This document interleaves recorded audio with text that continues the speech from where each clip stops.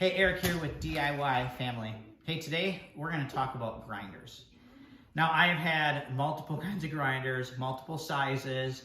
I've had plastic-based ones that are just little desktop ones.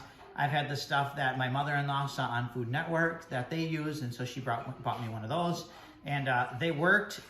We'll put it that way.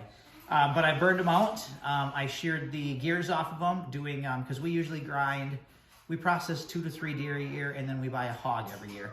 And venison can be hard on a grinder if you get the sinewy stuff. But pork, that's where you test your grinders, is with pork. And so I actually burned them both out doing pork. And so one night I was in the middle of grinding about 110 pounds, and I had 10 or 15 pounds to go, and literally sheared the gears off inside of it, clunking around. You could shake it around.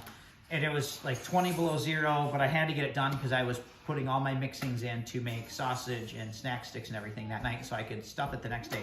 So I had to drive to Cabela's, and luckily I had a bunch of Cabela's points saved up. And I had wanted the carnivore, but I didn't want to spend the money. And then I spent the money, and I wish I would have done it 20 years ago. So this is the carnivore. This is actually, I believe it's the half horsepower, actually. This is not even the big boy. And we'll just show you, it has a big stainless steel tub. I just ground all of this up, and I was able to put 10 pounds of venison in this. It was heaped up for my second grind, and it held it in this hopper. It's really sturdy. This thing is a beast. I mean, it's heavy. But we'll kind of go over the features. You have a big knob here that takes off the collar. Pretty self-explanatory. What I really like about this is most of the grinders I've had, you have like a tool to grab onto the front of them when it gets bound up, because at some point you will get sinewy and fat or something clogged up in there where it's plugged. And so this one, you literally just grab it and spin. I mean, you don't need any tools because it's all right there. Comes off, push the button, this comes out, everything comes out. I mean, I literally just got done grinding.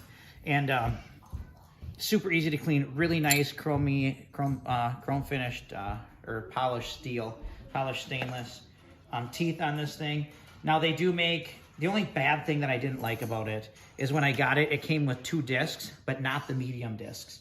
So if you open up this little drawer on the front here, I'll get this out of the way, which this is awesome, by the way. It came with the big one and the little one, did not come with the medium. So I actually spent the money and bought this one as well. And this is the one I use most of the time, to be honest with you. But it's super nice having that little drawer right there for storage.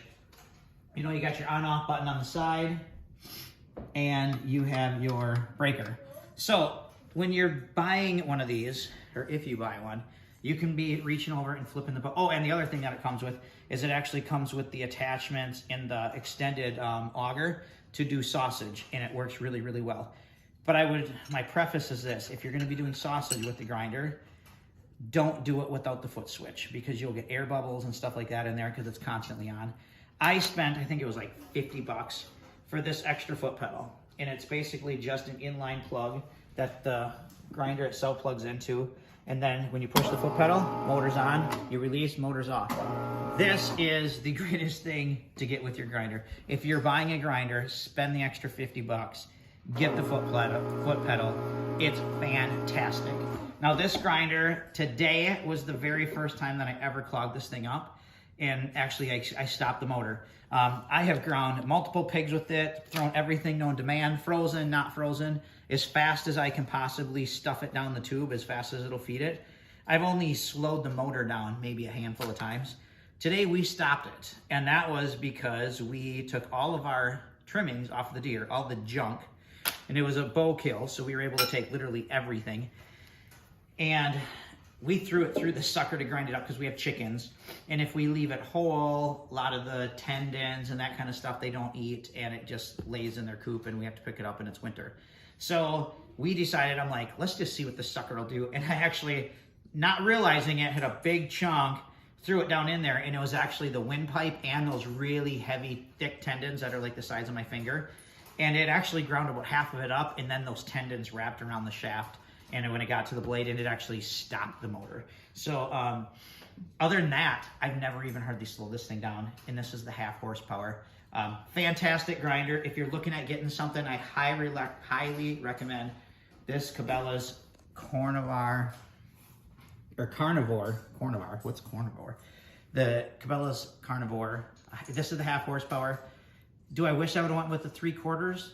Probably not, because this thing is a beast to carry around, and that would just be heavier. So we do pigs, hogs, deer, I mean, everything in this thing. And it has been an absolute fantastic buy. So if you're thinking about it, do it.